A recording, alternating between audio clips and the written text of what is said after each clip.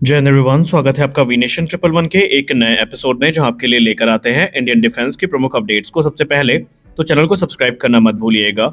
आज की अपनी अपडेट की हम शुरुआत करने वाले हैं स्पुतनिक इंडिया से आई एक रिपोर्ट से।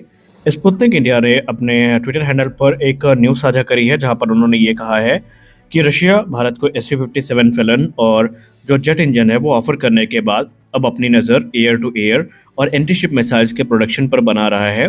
और इसी बीच स्पुतनिक इंडिया की रिपोर्ट में कहा गया कि रोसबोरन एक्सपोर्ट के अधिकारी ने भी स्पुतनिक से बात करते हुए ये कहा है कि भारत के साथ जो बातचीत है ऑलरेडी चल रही है, जहां पर ज्वाइंट डेवलपमेंट की बात की जा रही है modern air to air missiles की, और ये भारत में ही बनाई जाएंगी।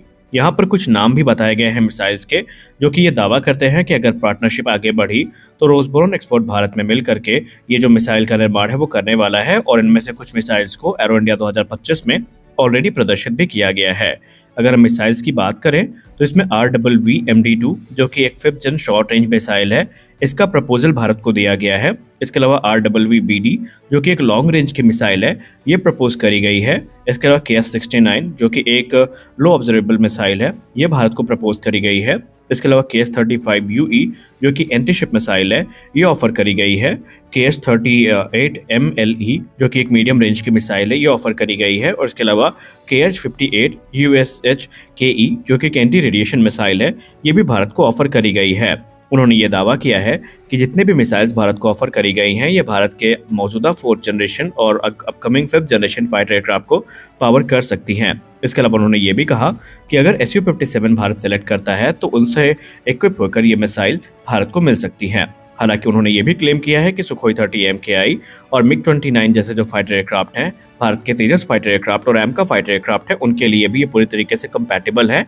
वो भारत के साथ इस समय बातचीत कर रहे हैं और उन्हें इस चीज़ की उम्मीद है कि रिजल्ट सकारात्मक होने वाले हैं। हमारी अगली बड़ी अपडेट अमेरिका के वाइस प्रेसिडेंट के भारत दौरे को लेकर आ रही है। मीडिया रिपोर्ट्स में बताया जा रहा है कि अमेरिका के वाइस प्रेसिडेंट इस महीने के अंत तक भारत का दौरा कर सकते हैं।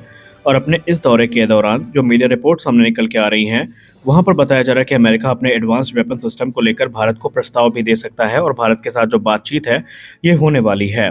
आपको बता दें कि अमेरिका के साथ F-35 जैसे फाइटर जेट्स की बात तब शुरू हुई थी जब माननीय प्रधानमंत्री जी का अमेरिकी दौरा हुआ था, और उस दौरान ट्रंप एडमिनिस्ट्रेशन ने ये इंगित किया था कि आने वाले भविष्य में भारत को F-35 जेट्स की डील संभावित है। और उसके बाद से मीडिया के गलियारे में ये चर्चाएं काफ़ी तेज़ी के साथ फैली थी। हालांकि उस पर स्पष्टीकरण भारतीय वायुसेना के प्रमुख की तरफ से आ चुका है कि भारतीय वायुसेना अभी किसी भी स्टेल्थ फाइटर की तरफ नहीं दिख रही है, और न ही भारतीय वायुसेना ने अभी अपने कोई थॉट्स को ऑफिशियली शेयर किया है।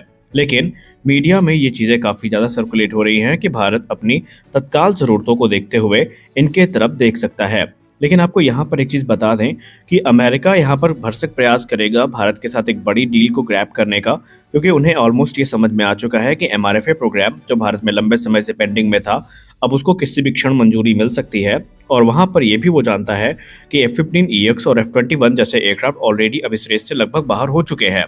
तो ऐसे में भारत को अट्रैक्ट करने के लिए अब वो F-5th जनरेशन फाइटर एयरक्राफ्ट का जो लालच है भारत को दे सकता है। लेकिन आपको बताते चले कि भारत ने अपना विजन 2047 सामने रखा है, जहां पर तकरीबन 60 स्क्वाड्रन्स को ऑपरेट करने की बात करी गई है। और MRFA की जहां तक बात रही तो वहां पर FGFA को कोई स्थान नहीं दिया गया है। अगर ऐसी कोई डील होती है तो वो एक सेपरेट डील होने वाली है। भारतीय रक्षा विशेषज्ञों की बात माने तो उन्होंने ये कहा है कि फिलहाल अगर प्रैक्टिकलिटी के तौर पर देखा जाए तो SU-57 ज़्यादा बेहतरीन ऑप्शन नज़र आता है। भले ही उसमें जो स्टेल्थ है उस पर सवाल उठाया जाता हो, लेकिन जिस प्रकार का एक कंबाइंड ऑफर भारत के सामने रखा गया है वो निसंदेह कंसीडर करने योग्य है। हमारी अगली बड़ी अपडेट उस प्रोग्राम को लेकर आ रही है जिसका इंतजार हम सब काफ़ी बेसब्री से कर रहे हैं, और वो है ब्रह्मोस NG के टेस्ट का प्रोग्राम। और इसी पर बात करते हुए ब्रह्मोस एरोस्पेस के सीनियर अधिकारी ने मीडिया से बताया कि ब्रह्मोस NG मिसाइल अपनी पहली उड़ान की तैयारी कर रही है और 2026 में इसकी पहली उड़ान को कंफर्म तौर पर पूरा कर लिया जाएगा। वहीं उन्होंने टाइमलाइन की एग्रेसिवनेस पर बात करते हुए कहा कि एक तरफ जहां 2026 की शुरुआत में ही इसकी पहली उड़ान को आयोजित कर लिया जाएगा, तो वहीं इसके प्रोडक्शन को 2027 के अंत तक या 2028 की शुरुआत में यहाँ पर हरी झंडी मिलने वाली है। अब अगर हम बात करें जयतीर्थ R जोशीचर की, जो कि डायरेक्टर जनरल है ब्रह्मोस एरोस्पेस के, उन्होंने मीडिया को संबोधित करते हुए कहा कि ब्रह्मोस मिसाइल अपने अंतिम चरण में है डेवलपमेंट के, और ये भारत की ताकत को बढ़ाने के लिए ऑलमोस्ट रेडी होने वाली है। उन्होंने कहा ब्रह्मोस एनजी को विकसित करने के पीछे हमारा एक विजन था और वो विजन था कि हम एक कॉम्पैक्ट मिसाइल को तैयार करें जो कि अपने प्रेडिसेसर के तुलना में लाइट वेट भी हो और वो अपने अलग अलग प्लेटफॉर्म पर इंटीग्रेट की जा सके, क्योंकि हम सब जानते हैं जब हम बात ब्रह्मोस की करते हैं एयर लॉन्च वेरिएंट की, तो वो एक मैसिव मिसाइल है। उसका वजन 3 टन है और उसकी लेंथ 9 मीटर्स की है और उसे हर एयरक्राफ्ट में इंटीग्रेट करना आसान नहीं है। इवन सुखोई 30 MKI को भी विशेष मॉडिफिकेशन से गुजरना पड़ा था उस मैसिव मिसाइल को कैरी करने के लिए, लेकिन ये चीज़ हमें ब्रह्मोस एनजी में देखने को नहीं मिलेगी।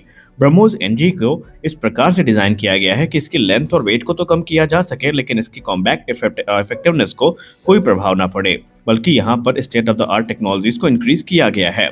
ब्रह्मोस एनजी का टोटल वजन 1.3 टन होने वाला है, वहीं इसकी जो लेंथ है वो सिर्फ 6 मीटर्स की होने वाली है। इसका कम वजन इसे न सिर्फ भारत के लाइट फाइटर एयरक्राफ्ट पे इंटीग्रेट करने में मदद करेगा, बल्कि जो छोटी नेवल वेसल्स हैं वो भी इसको कैरी कर पाएंगी। ब्रह्मोस एरोस्पेस तो ये भी क्लेम करती है कि कुछ चुनिंदा अनमैन्ड एरियल व्हीकल भी इसको कैरी करने में सक्षम होंगे।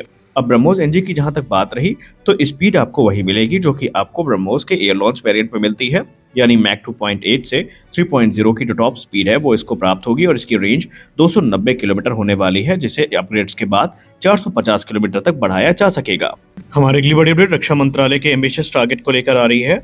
हमने दोपहर की वीडियो में आपको बताया था कि कैसे भारतीय वायुसेना के लिए इस समय जो तेजस मार्क 1A है इनको लगातार पावरफुल बनाया जा रहा है, और हमने उसी वीडियो में आपसे जो अस्त्र मिसाइल का टेस्ट है उसके बारे में बात करी थी। लेकिन यहाँ पर भी एक इंटरेस्टिंग डेवलपमेंट देखने को मिल रहा है, जहाँ पर भारतीय वायुसेना की कैपेबिलिटी को मजबूत करने के लिए भारत के रक्षा मंत्रालय ने खुद कमान अपने हाथों में संभाल ली है। और रक्षा मंत्रालय ने हिंदुस्तान एरोनॉटिक्स लिमिटेड को ये डायरेक्शन दिया है कि वो 2025 का जो फाइनेंशियल ईयर है वहां पर तकरीबन 12 लाइट कॉम्बैट एयरक्राफ्ट भारतीय वायुसेना को डिलीवर करें, और उसके बाद जो हिंदुस्तान एरोनॉटिक्स लिमिटेड है वो ये सुनिश्चित करे कि 2026 से तकरीबन कम से कम 20 तेजस एयरक्राफ्ट प्रति वर्ष की दर से भारतीय वायुसेना को डिलीवर किए जाएं।